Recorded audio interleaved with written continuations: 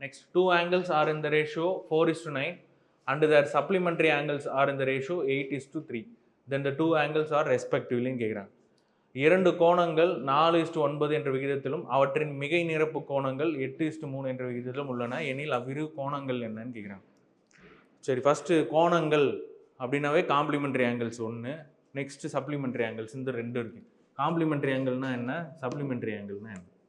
Complimentary angle அப்படின்னா உங்களோட theta வந்து 0லேருந்து 90க்குள்ளே இருக்கும். 0 to 90 தான் காம்ப்ளிமெண்ட்ரி ஆங்கிள்.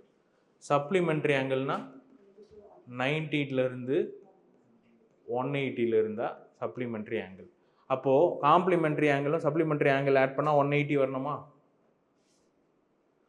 அப்போ இங்கே பாருங்கள், இது வந்து காம்ப்ளிமெண்ட்ரி ஆங்கிள், அதுக்கு ஈக்குவலன்ட் சப்ளிமெண்ட்ரி ஆங்கிள் இது. அப்போ 12:2, இது 9, இது என்ன வரும்? சேம் 12 வந்துச்சு.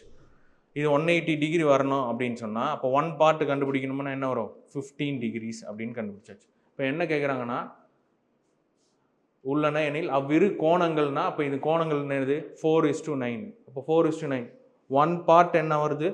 15 டிகிரினா 4 பார்ட்ஸ் என்ன?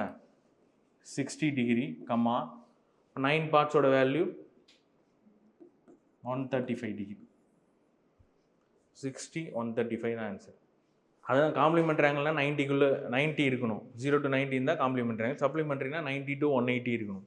ஓகேவா? இப்போ ரெண்டுத்தையும் ஆட் பண்ணி பாருங்கள். 12 சேமாக இருந்துச்சுல, சேமாக அந்த மாதிரி வந்துருச்சு அப்படின்னா 180யை 12ஆல் டிவைட் பண்ணிங்கன்னா ஒரு பார்ட்டு கிடைக்கும் 15 டிகிரி. சேமாக வரும், அப்படி தான் கொஸ்டின் வரும்.